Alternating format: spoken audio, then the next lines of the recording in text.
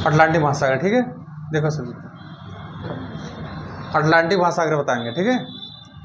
अब अटलांटिक महासागर की लोकेशन पहले जानो, लोकेशन है कहाँ इसकी, इधर देखो ध्यान से।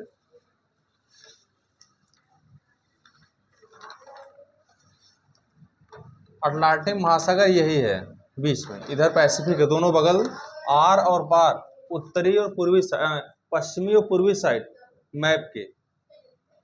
ये पूरा मैप है, देख रही हो, ठीक है। ये अमेरिका से लेके इधर पूरा रसिया है ना, इधर ऑस्ट्रेलिया वगैरह है साउथ में, तो इधर इधर पश्चिमी साइड ये है ना, और इधर पूर्वी साइड, देख रहे हो, दोनों पैसिफिक ओशियन है। और ये बीच में अफ्रीका और ये अमेरिका और यूरोप के जो है अटलांटिक महासागर है, देख रहे हो, इधर देखो। तो इसकी लोकेशन ये है कि हमने बताया था कि ये देखो, हमने बताया था कि ये इक्वेटर है, इक्वेटर जो है 0 डिग्री पे होता है, ठीक है, बताया था हमने। और ये इधर भी 90 जाता है पूरा, इस करके ये जो होता है इधर भी 90 जाता है, 90 डिग्री तक जाता है, और इधर भी जाता है, ठीक है, बताया था ना। तो इस पे ये है ना, देखो इस पे ये है कि 20 डिग्री छोड़ के, 20 डिग्री छोड़ के ऊपर से 90 से 20 डिग्री छोड़ेंगे, या नहीं 10 डिग्री, सॉरी 10 डिग्री छोड़ेंगे, 80 पे यहाँ तक है ये, 80 डिग्री तो उसी अटलांटिक महासागर है, ठीक है। और यहाँ पे हम -20 डिग्री करेंगे, यानी जो है 70 तक, ठीक है, 70 तक यहाँ पे, और जो है 80 तक ऊपर अटलांटिक ओशियन है डिग्री में, अक्षांश जिसे हम कहते हैं, अल्टीट्यूड। 0 से हम यहाँ 70 डिग्री तक जाएंगे, तो यहाँ पे अटलांटिक ओशियन, यहाँ तो मेडिटेरियन सी यहीं पे है, देखो इक्वेटर यहीं पे है, ठीक रहे हो, है ना इक्वेटर।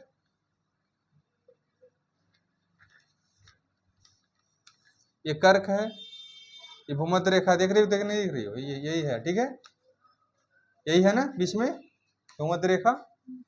यहाँ से हम 70 डिग्री जाएंगे वहां तक, और यहाँ 80 नीचे है, 70 ऊपर है, नॉर्थ में 70 और साउथ में 80, यहाँ तक जाएंगे तो अटलांटिक ओशियन है हमारा, ठीक है। और इसके अगल बगल देखो कौन है, उत्तरी अमेरिका, पश्चिमी साइड में उत्तरी अमेरिका और दक्षिणी अमेरिका। पूर्वी साइड में अगर हम देखें, यूरोप और अफ्रीका, दिख रहा है ना। तो इसी बीच में हमारा अटलांटिक महासागर है, तो अटलांटिक महासागर इसी बीच में हमारा है।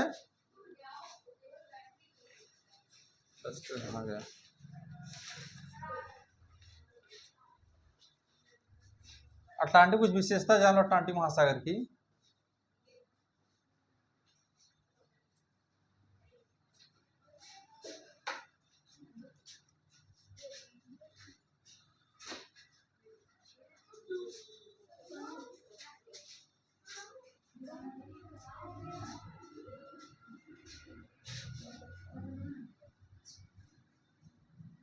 देखो ये जो है, ठीक है, ठीक है, ये देखो अटलांटिक महासागर जो है पूरे वाटर का, पूरे विश्व में जितने महासागर में वाटर पाए जाते हैं ना, पूरे महासागर का 20% पाया जाता है। ये डेटा याद रखना, डेटा बहुत काम देगा, डेटा बाद में पूछेंगे भी तुम लोग से, बताना पड़ेगा। हाँ, पूरे महासागर का 20% जो है, पूरे जितने ग्लोब में जितने वर्ल्ड में जितने पानी पाई जाती है ग्लोब में, उसका 20% अटलांटिक महासागर में पाया जाता है, ठीक है। अब देखो इधर,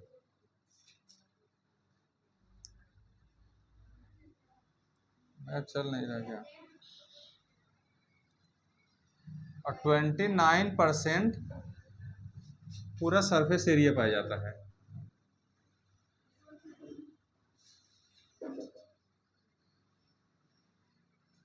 29% सरफेस एरिया पाया जाता है। सरफेस एरिया मतलब ऊपरी समुद्र का जो ऊपरी सतह होता है ना, ऊपरी सतह जहाँ पे ये चल रही है, जैसे समुद्र काफी गहरा है, महासागर काफी गहरा है, तो जो ऊपरी सतह है, ऊपरी सरफेस है, वो ये है ना, ये ऊपरी सरफेस है ना, ठीक है, ऊपरी सरफेस, और ऊपरी सरफेस से पूरे मिला के ये 29% है, यहाँ से यहाँ तक पूरे 29% है, ठीक है, 29% पूरा सरफेस का ये। और इसमें जो है अटलांटिक महासागर में ना सबसे ज्यादा फिशिंग की जाती है पूरे हर महासागर के अपेक्षा। फिशिंग जो है सबसे ज्यादा की जाती है,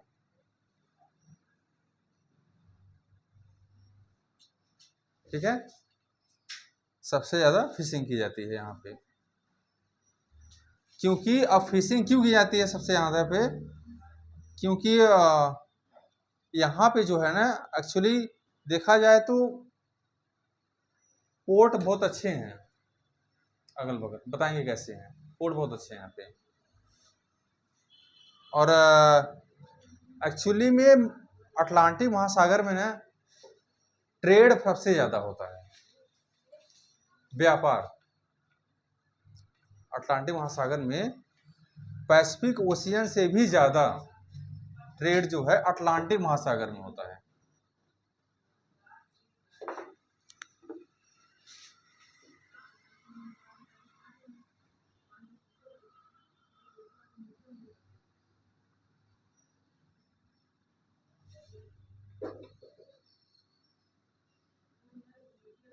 सबसे ज्यादा व्यापार होता है अटलांटिक महासागर में। वो इसलिए होता है कि देखो ये यहाँ की जो सतह होती है ना, देखो कैसे, ऐसे है, ऐसे है, ऐसे है, ऐसे है, ऐसे है, प्लेन नहीं है, इस तरह है। जो किनारे वाले जो देश हैं उनका जो कोस्टल रीजन है, जो किनारे वाले रीजन है समुद्र के, कोस्टल है जो, वो इस तरह है। तो इससे क्या होता है ना, इससे होता ये है कि जो शिप होती है, जो जहाज जो माल ढो के ले जाते हैं समुद्र के रास्ते, ठीक है, वो इसके अंदर तक चली जाती है, यहां तक। तो इससे माल उनको उतारने में सुविधा होती है। इसी को कहते हैं अनुकूल जो है पोर्ट होता है, बंदरगाह। बंदरगाह का नाम सुने हो?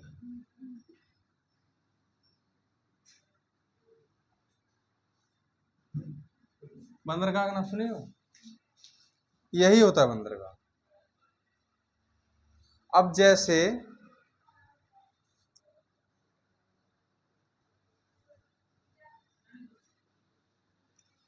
जैसे सरफेस एरिया पूरे प्लेन हो, इस तरह हो, और पानी की पूरी लहरें यहां तक हमेशा आ जाएं, तो कैसे जहाज यहाँ पे आ पाएंगी? नहीं आ पाएंगी, न अपने माल को उतार पाएंगी वो, है ना। इसे कहते हैं प्रतिकूल होता है, ये प्रतिकूल होता है, प्रतिकूल बंदरगाह। यानी ये जो है व्यापार करने के लिए ये बंदरगाह सही नहीं है, यहाँ पर माल उतारने के लिए सही नहीं है। लेकिन जब वही ऐसे ऐसे हो जाता है, तो कोस्टल रीजन जो होता है, तटीय क्षेत्र जो होता है समुद्र का, जो किनारे पे जो देश होते हैं, जो उपमहाद्वीप, जो महाद्वीप जो देश होते हैं, तो उनके जो है ये तब जहाज यहाँ अंदर तक चला जाता है। तो यहाँ पे जो है जहाज उतारने में सामान को, अब ऐसे यहाँ पे चला गया तो यहाँ पे उनको लैंड मिल गया, है ना, तो समुद्र की लहरें तो यहीं तक आ रही हैं, यहाँ तक सिर्फ हल्का सा पानी जा रहा है, ठीक है। तो अब उनको आराम से जहाज उनको अंदर लेके चले आए और माल को आराम से उतार दिए, फिर बैक करके चले गए। तो यहाँ आसानी हुआ कि नहीं हुआ? इसीलिए यहाँ पे ट्रेड बहुत ज़्यादा होता है, व्यापार इसीलिए ज़्यादा होता है कि यहाँ पे बंदरगाह बड़े अनुकूल है। और दूसरी चीज़ ज़्यादा जो है व्यापार होने की वो ये है कि अगल बगल यहाँ पे उत्तरी अमेरिका है और यहाँ पे दक्षिणी अमेरिका है, यहाँ पे यूरोप है और यहाँ पे अफ्रीका है, ठीक है। और यहाँ पे जो है हमारा कुछ द्वीप है तो बताएंगे हम अभी, तो ये भी डेवलप कंट्री है, यूरोप भी डेवलप कंट्री है, तो इसलिए यहाँ पे जो है व्यापार जो है ज़्यादा होता है। दोनों डेवलप है, दोनों को रॉ मटेरियल चाहिए, कच्चे माल चाहिए। रॉ मटेरियल्स होता है कच्चे माल।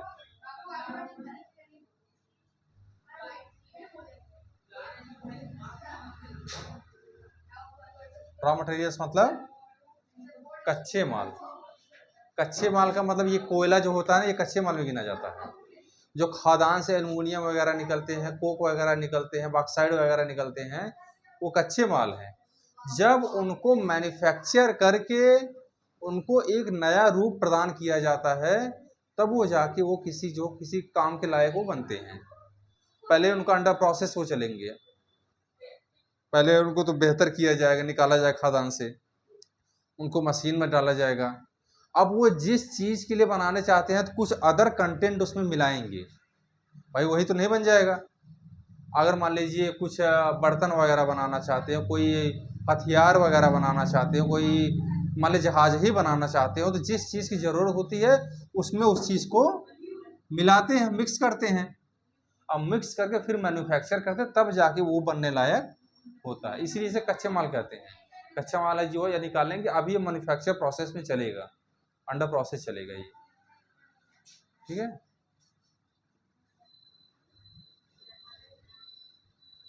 और दूसरी चीज़ जो है, अटलांटिक महासागर में जो है बहुत बड़े बड़े द्वीप पाए जाते हैं।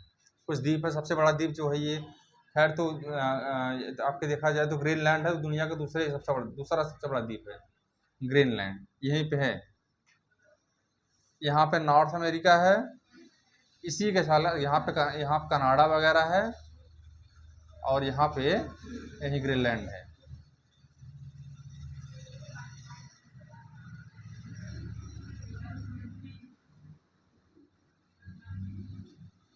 ग्रीनलैंड यहीं पे है। और कुछ महाद्वीप हैं यहाँ पे। जब ये जो है देखो, ये कैरेबियन कंट्री है,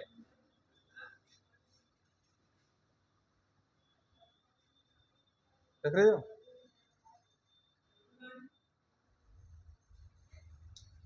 ये देखो देखो इधर देखो ध्यान से, ये कैरेबियन कंट्री है। कैरेबियन मतलब जो होता है अभी बताएंगे हम आपको।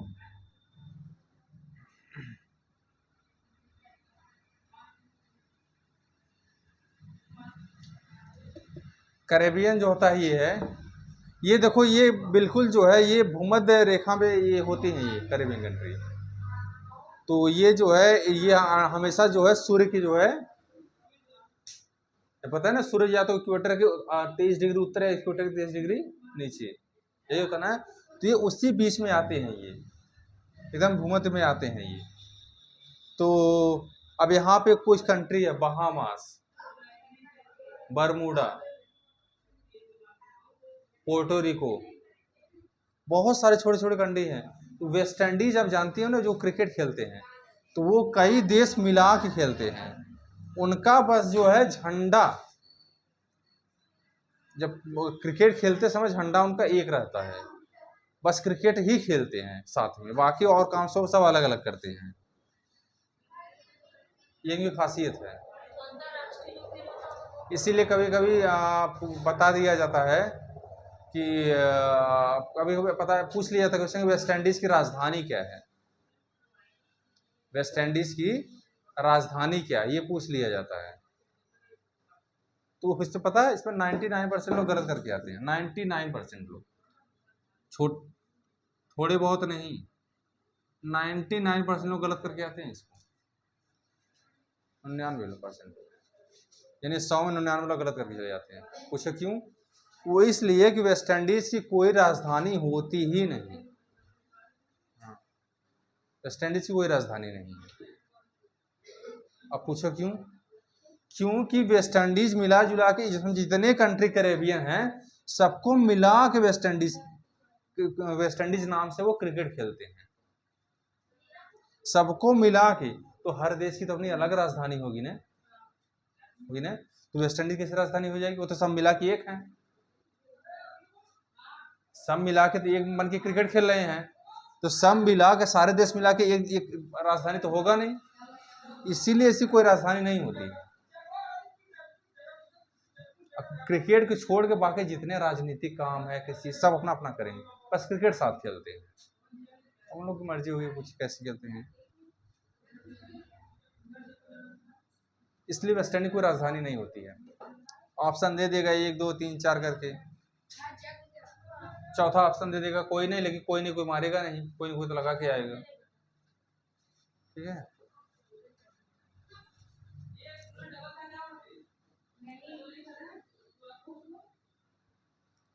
ठीक है।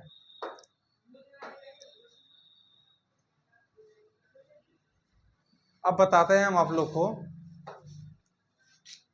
टाइटैनिक, इसी में डूबा था आपका।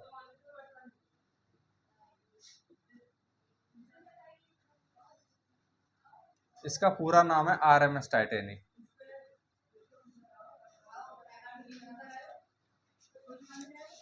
इसके टाइटैनिक जो जहाज है ना,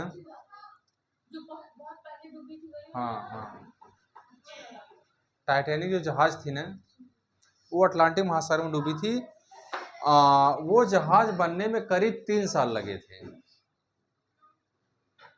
3 साल उस जहाज को बनने में। वो अपने समय की सबसे बड़ी जहाज थी, समझ रहे हैं? अपने समय की, पूरे विश्व लेवल को मैं बात बता रहा हूँ, पूरे वर्ल्ड में सबसे बड़ी जहाज थी अपने समय की। तो उस जहाज को बनाने के लिए करीब जो है 2000 से ज्यादा मजदूर लगे थे।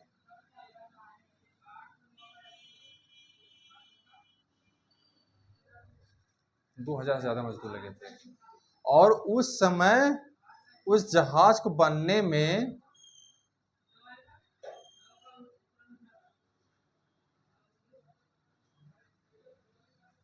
7 मिलियन का खर्च हुआ था, स्पेंड हुआ था। इन्फ्लेशन को जोड़ा जाए तब के आज जो महंगाई है, तब के हिसाब से जो आज का पैसा है वो जोड़ा जाए तो करीब आ जाएगा 48 मिलियन।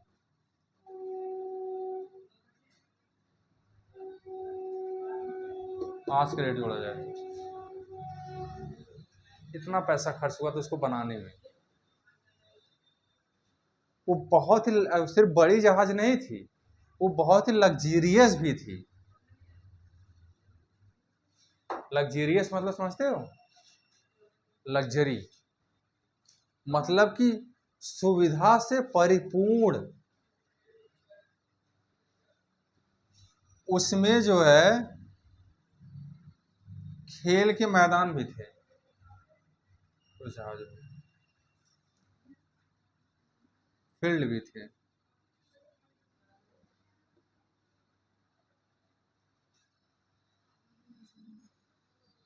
शॉप भी था, देखो इधर से शॉप भी था अंदर, बार भी था, कई प्रकार का बार था ना, थिएटर भी था फिल्म देखने का। ऐसी कोई चीज नहीं थी जो उस शिप में ना हो, हाँ, ना, सारी चीजों से परिपूर्ण था वो।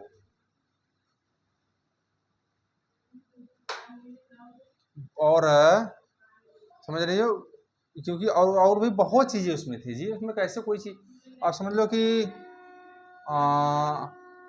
रेस्टोरेंट भी था, रेस्टोरेंट भी था, बहुत सारी चीजें थी उसमें। उस जहाज की लंबाई जो थी वो थी 269 मीटर।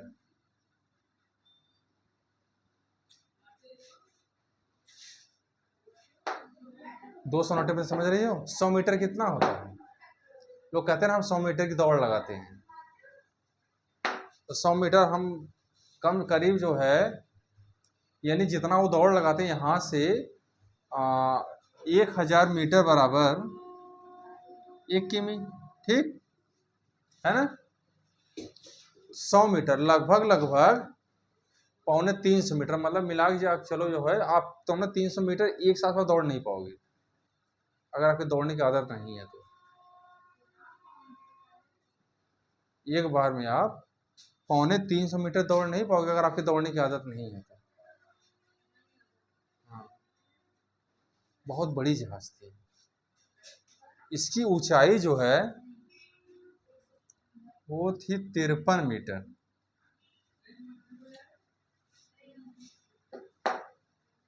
जिसको हम पढ़ा रहे हैं इसकी ऊंचाई पता है कितनी है?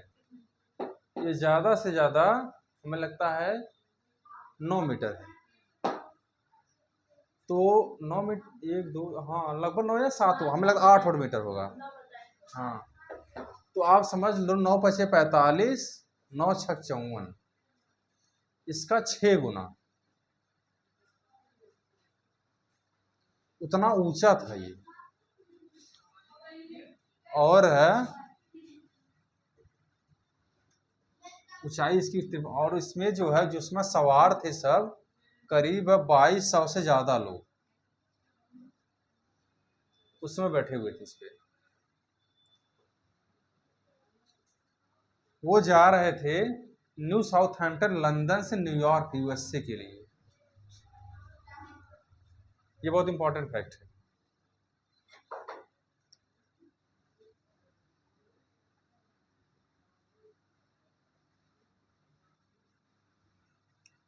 न्यू साउथहैम्पटन, लंदन से कहाँ जा रही थी? न्यूयॉर्क यूएसए में, यानी अमेरिका, ठीक है। वो इसलिए जा रहे थे क्योंकि उस समय अमेरिका काफी डेवलप हो रहा था। ये बात है 1912 की।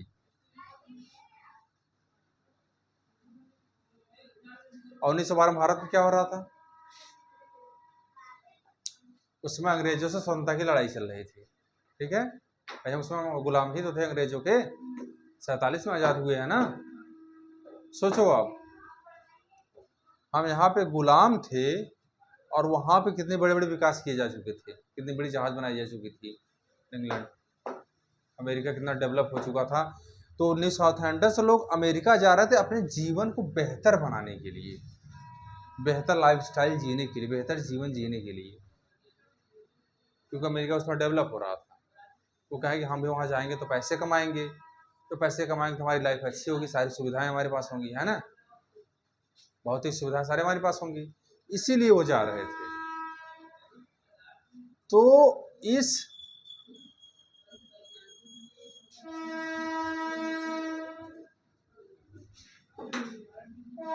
जो वहां के जो मैनेजिंग डायरेक्टर थे उस शिप के, उनका नाम था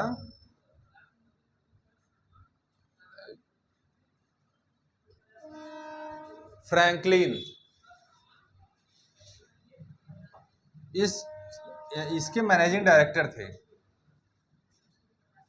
टाइटैनिक के, ठीक है। इन्होंने ओपनली पब्लिकली आके कहा था जब जहाज ये तैयार हो गई कि दिस शिप इज अनसिंकेबल।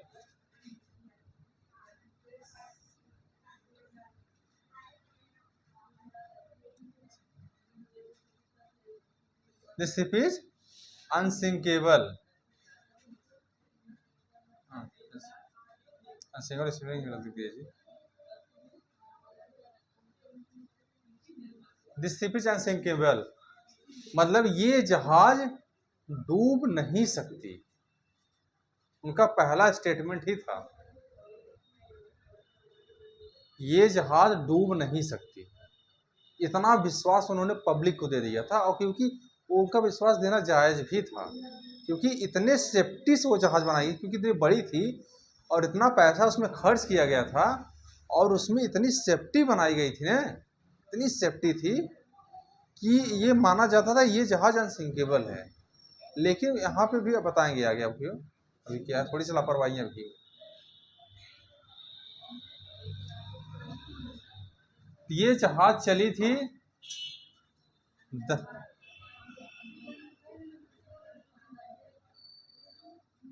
देखो 10 अप्रैल को ये जहाज जो है साउथहैम्पटन से चलनी शुरू हुई न्यूयॉर्क के लिए, और 12 अप्रैल को इसको अपनी पहली आइस वार्निंग मिलनी शुरू हो गई। पहली आइस वार्निंग, आइस मतलब होता है आइस मतलब वो बर्फ, समुद्र में बड़े बड़े पहाड़ों जैसे जो है वो बर्फ होते हैं, ऐसे हम कहते हैं आइसबर्ग, हिमखंड हिंदी में से कहते हैं।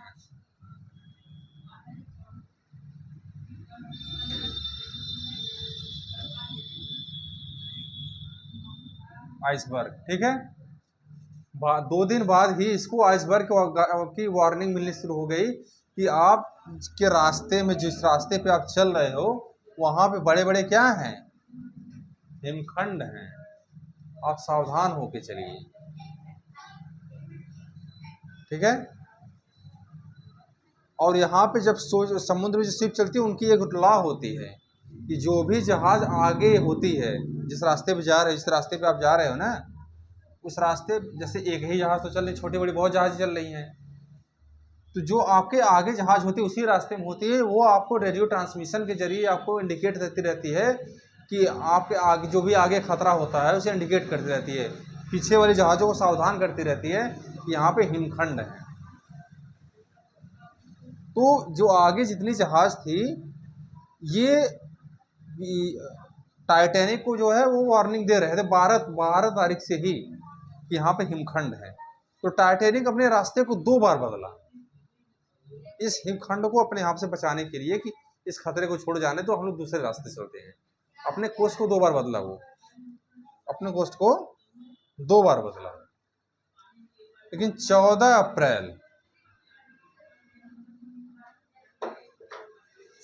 अप्रैल को जो है सबसे बड़ी ट्रेजेडी ये थी कि उस समय वो रात थी मूनलेस नाइट थी वो।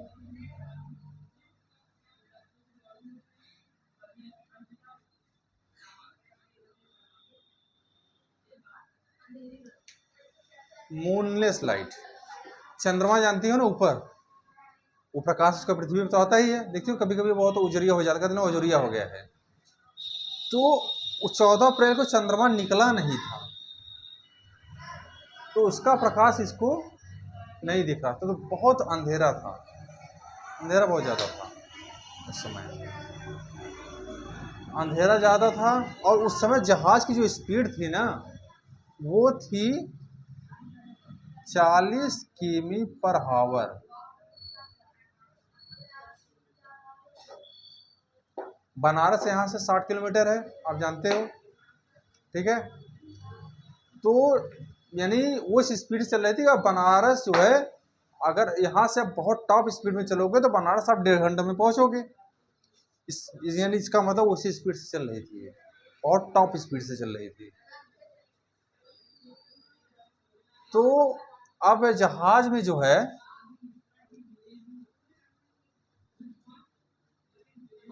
11:40। जब 11:40 हुआ तो सभी लोग, अब यूरोप में थोड़ा सा पार्टी वगैरह ज़्यादा करते हैं, तो लोग आपस में, भाई इतना बड़ा पोर्ट था, कोई मॉल में जा रहा है, कोई रेस्टोरेंट में खाना खा रहा है, कोई अपना शतरंज वगैरह वो भी कर रहे हैं, सब खेल कूद रहे हैं, कोई, अब वहाँ पे स्विमिंग भी बनी हुई थी, अंदर स्विमिंग पूल भी था जहाज के अंदर ही, सब व्यस्त थे। लेकिन अब जहाज के शिप के ऊपर ना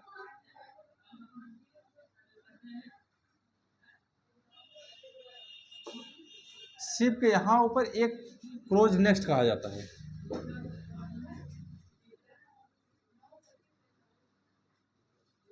क्रोज नेस्ट, इसे अगर हम एक लैंग्वेज में और भी कुछ कह सकते हैं, देखो लुक एट पॉइंट, लुक,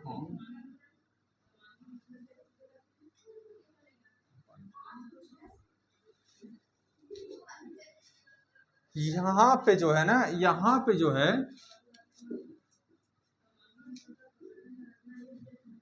थोड़ा बढ़ा देते हैं ऊपर। यहाँ पे जो इस तरह रहता था, इस तरह, यहाँ पे दो लोगों की बैठने की जगह थी। ये जहाज सबसे टॉप, जहाज के ऊपर हम बता देखो जहाज यहाँ तक है, ठीक है। इसके ऊपर जो है इतना ये इस तरह खंबे पोल की तरह खड़ा रहता था और उस पर दो लोगों की जगह बनी रहती थी। इसे हम लुकअट पॉइंट कहते हैं। ये बाहर सामने देखने के लिए होता था, दूर, क्योंकि जितने ऊंचाई पर रहेंगे उतने दूर तक देखेंगे आप, ठीक है। ये इसलिए देखने के लिए होता था कि ताकि सामने कोई खतरा तो नहीं है, कोई ट्रैफिक तो नहीं है, कोई सामने जहाज तो नहीं आ रही है, कोई पहाड़ तो नहीं है, कोई दिक्कत तो नहीं, ये इसीलिए होता था। तो जहाज के जो कमांडर थे ना, जो जहाज को लीड कर रहे थे, उनका नाम था Frederick Smith, sorry Edward Smith.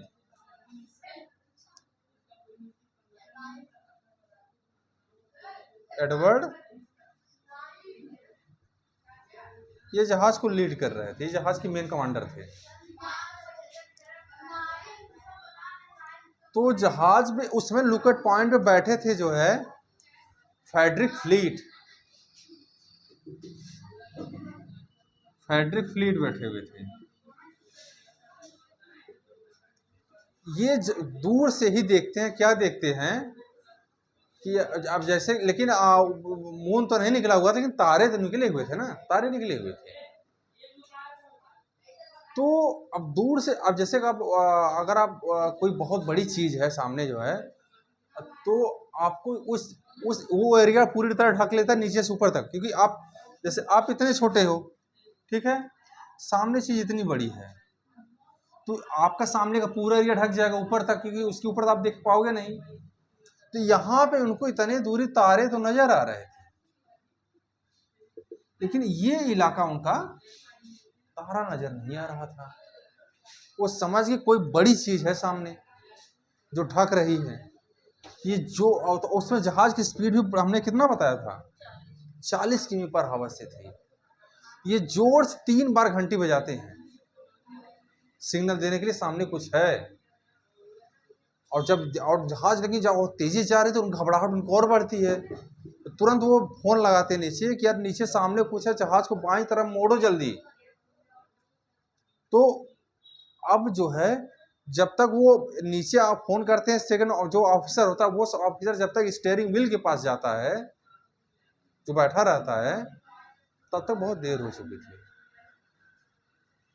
वो जहाज जाके आइसबर्ग से टकरा जाता है और वो घुमाया, ऐसा नहीं घुमाते हुए घुमाया उन्होंने, वो बॉटम पे जाके जो जहां पे लड़ा था उसे बो कहते हैं।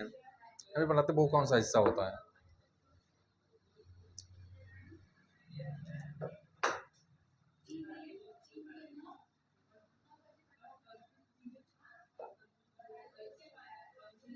ऐसे हम बना दें, ये जो हिस्सा जो आगे है ना यहाँ पे व्हील, ये बो कहलाता है, BOW, ठीक है। ये यहाँ पे टच हुआ था। एक्चुअली जो जहाज कंपनी के जो CEO थे, वो भी जहाज में मौजूद थे, जो कंपनी जहाज बनाई थी, वो भी वहां पे मौजूद थे। उनका नाम था जो है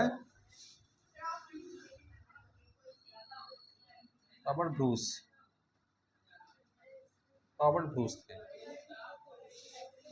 ब्रूस थे, ठीक है। तो ब्रूस लगातार इनके, हमने बताया कि जो जहाज को कमांड कर रहे थे एडवर्ड स्मिथ जो थे, उनको लगातार दबाव बनाए हुए थे कि जहाज की स्पीड कम नहीं होनी चाहिए। वो भी जहाज में मौजूद थे, चूंकि इनकी वो कंपनी के CEO है, तो उनकी बात कैसे टाले। तो जहाज की स्पीड को कम जान के चाह के भी कम नहीं कर पा रहे थे, क्योंकि वो दबाव बनाए हुए थे, जहाज की स्पीड कम नहीं होनी चाहिए। एक्चुअली वो रिकॉर्ड बनाना चाहते थे, एक रिकॉर्ड बनाना चाहते थे, क्योंकि अभी तक जितने भी शिप जो है लंदन से अमेरिका या अमेरिका से लंदन गए थे, वो 6 दिन से ज्यादा समय लिए थे।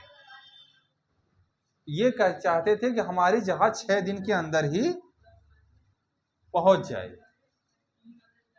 इसीलिए वो स्पीड कम नहीं कर। और ये बताना चाहते ये जहाज सबसे सेफ ही नहीं, सबसे तेज भी है, दुनिया को दिखाना चाहते थे ये जहाज सबसे सेफ ही नहीं है, सबसे तेज चलने वाली शिप भी है ये। ठीक है, एक रिकॉर्ड बनाना चाहते थे। इसलिए लगातार रॉबर्ट ब्रूस जो है एडवर्ड स्मिथ के ऊपर दबाव बनाए हुए थे कि जहाज की स्पीड कम नहीं होनी चाहिए। यही वजह रही। और दूसरी चीज रही, ये कुछ कमियां ये रही कि उस जहाज में सभी जहाज में दूरबीन होते हैं, इस जहाज में दूरबीन नहीं रखे थे उन्होंने। दूरबीन होता दूर से ही देख लेते उस चीज को, तो आपके पास ज्यादा समय मिलता घुमाने का। ठीक है, अपने कॉस्ट को मोड़ के दूसरे रास्ते ले जा सकते थे। लेकिन वो ये जो है इसके कंपनी जो डायरेक्टर थे फ्रैंकलिन, कहते इसकी यहाँ पे क्या जो ये जहाज किसी भी सिंकेबल, ये डूबेगी ही नहीं, फिर दूरबीन रखने की क्या जरूरत है, इसलिए उन्होंने दूरबीन रखा ही नहीं। तो जब ये जहाज टूट गया, अब ये जहाज को 16 वाटर टाइट कंपार्टमेंट में बांटा गया था। नीचे का हिस्सा जो होता है 16 ऐसे ऐसे ऐसे ऐसे करके वाटर टाइट कंपार्टमेंट में बांटा गया था 16। ठीक है,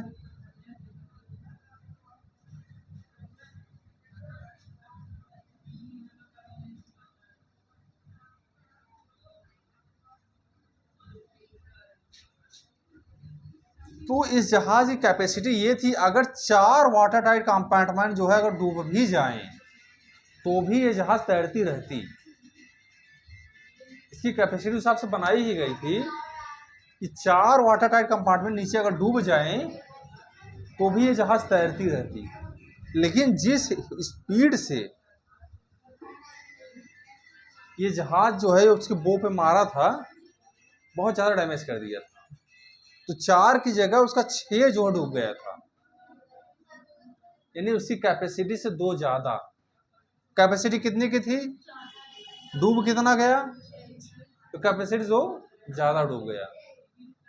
तो उस समय की जो है, उस समय की जो जहाज के जो इंजीनियर थे और एडवर्ड स्मिथ जो थे, वो आए पूरा जहाज का मैप लेके तुरंत, जैसे जैसे ही वो मारा वो जो है पूरा जहाज हिल गया, तो वो मैप लेके आए। तो कहें यार पहले देखो ये डैमेज कहाँ कहाँ हुआ है, इतनी बड़ी जहाज इतनी डूबने वाली थोड़ी नहीं थी। कहें देखो पहले इसको मैंने कहाँ कहाँ हुआ है, ये कहाँ कहाँ, तुरंत मैप लेके आए, सब लोग देखें मैप में। तो उन्होंने रियलाइज किया यार ये तो 6 वाटर टाइट कंपार्टमेंट डूब गया है इसका। यानी वो समझ गए कि इस जहाज को डूबने से कोई बचा नहीं पाएगा। और उसमें मध्य 12 या कुछ ज़्यादा ही हो रहा। और उस समय अटलांटिक महासागर जो है बहुत ठंडा होता है ऊपर की तरफ, कितना तापमान होता है, -2 डिग्री सेल्सियस, यानी लगभग बर्फ। समझ रही हो ना। तो कहें यार, कहें कि अब तुरंत जो है वो अपने जो क्रूज मेंबर होते हैं, जो शिप के कार्यकर्ता होते हैं, उन्हें क्रूज मेंबर कहा जाता है। उन्होंने जो है स्मिथ ने तुरंत अपने क्रूज मेंबर को जो है बोला कि आप जाइए जो है हर तरफ सिग्नल भेजिए रेडियो ट्रांसमिशन के जरिए, अगर कोई अगल बगल जहाज होगा तो हमारी सहायता के लिए आज। हमने बताया रेडियो ट्रांसमिशन की व्यवस्था थी, वो खतरे को बताते थे। वो तो उस समय जो है रेडियो ट्रांसमिशन जो ऑपरेटर थे जैक फिलिप्स,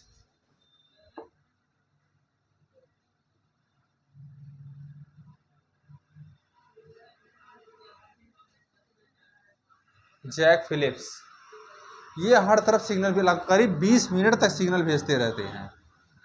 5 मिनट भेजते हैं, नहीं कोई रिस्पांस आता है, 10 मिनट भेजते हैं नहीं कोई रिस्पांस, 15 मिनट भेजते हैं नहीं कोई रिस्पांस आता है, और 20 मिनट बाद तब एक रिस्पांस आया, एक जहाज का रिस्पांस उनके पास आया।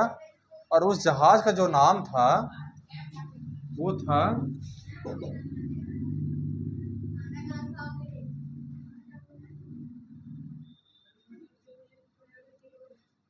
RMS Carpathia.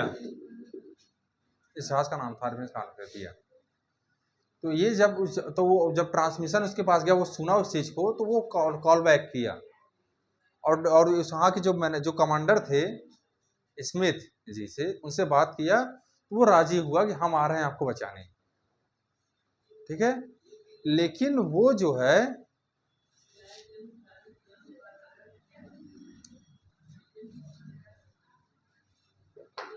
करीब जो है 170 किमी दूर था टाइटैनिक से। अगर वो अपने टॉप स्पीड से चलता, अपने उच्च गति से चलता, तो उसको पहुंचने में करीब 3 घंटे लगते।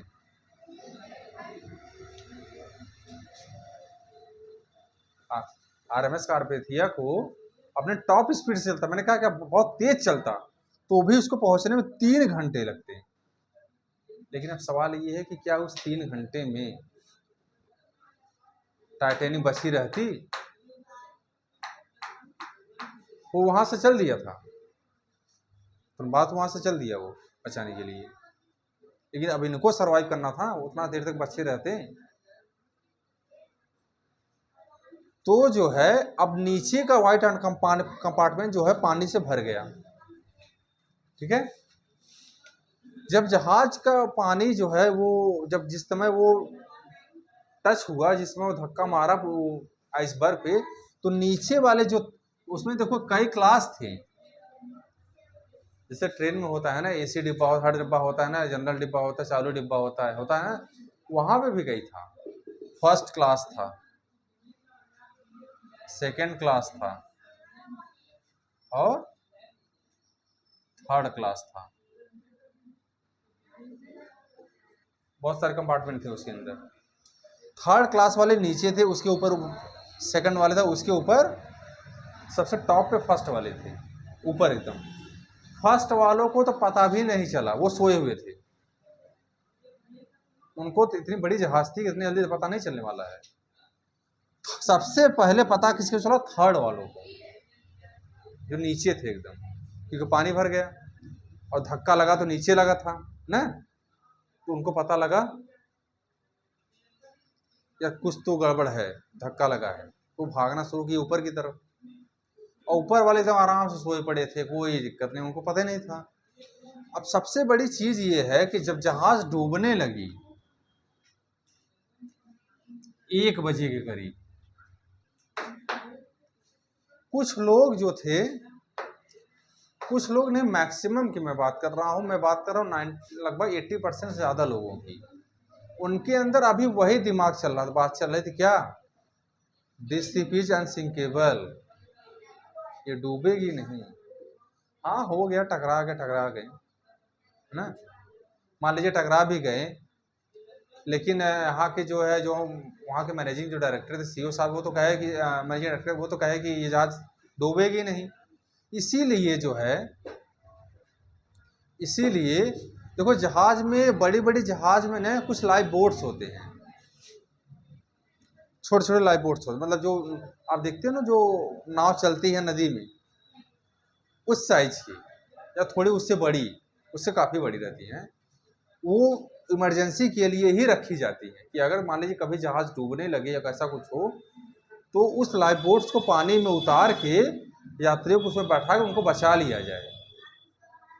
तो लाइफ बोट्स थी, छोटी छोटी लाइफ बोट्स जो है वो उस पर थी, लेकिन इनफ मात्रा में नहीं थी। देखिए दूसरी का,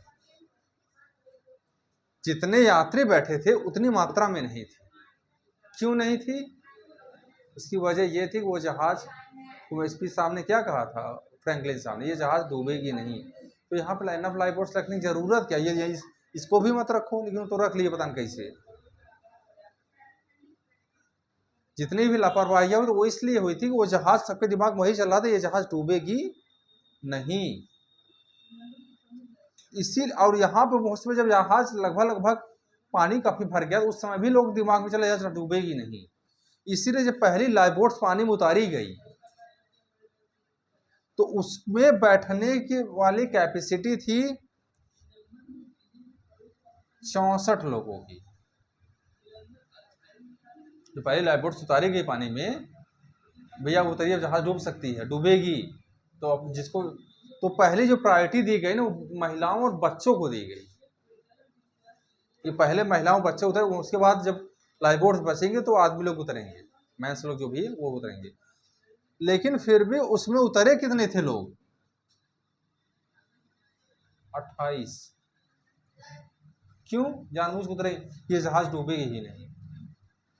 उतरे 28 लोग, कैपेसिटी 64 की थी, ठीक है। लेकिन जब जहाज वो टिल्ट होने शुरू हुई, इस तरह लोड पड़ा, आगे का हिस्सा जो है, आगे का हिस्सा जो है जो पानी में डूब गया, इस तरह आगे का ऐसे हो गया, तब जो है ऊपर वाले लोग का थर्ड ऊपर, तब भागा भागा मजी। अब ये जहाज, तब सबको ये समझ में आ गया ये जहाज अब डूबेगी ही डूबेगी, अब ये डूब जाएगी। तब अफरा तफरी मचनी शुरू हो गई कि पहले मैं जाऊंगा, पहले मैं जाऊंगा। लाइफ बोट्स उतरनी शुरू हुई तुरंत, लेकिन लाइफ बोट्स में जो है इनफ थी नहीं, ठीक है। तो कुछ लोग तो जबरदस्ती किए, तो कुछ लोग को तो जब गोली मार देनी पड़ी उसी जहाज में ही ना, और कुछ लोग तो खुद सुसाइड कर लिए। तो और उस समय उतरे थे लोग है 1200 लोग ही लाइफ बोट्स में उतर पाए, और बचे थे अभी 1500 लोग।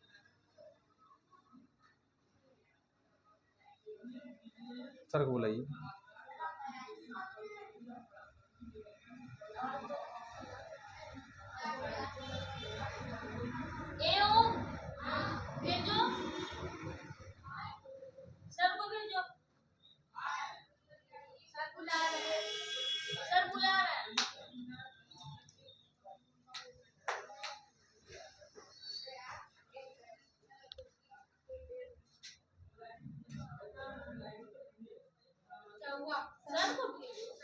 सर सर मुझे अंधेरा हो गया।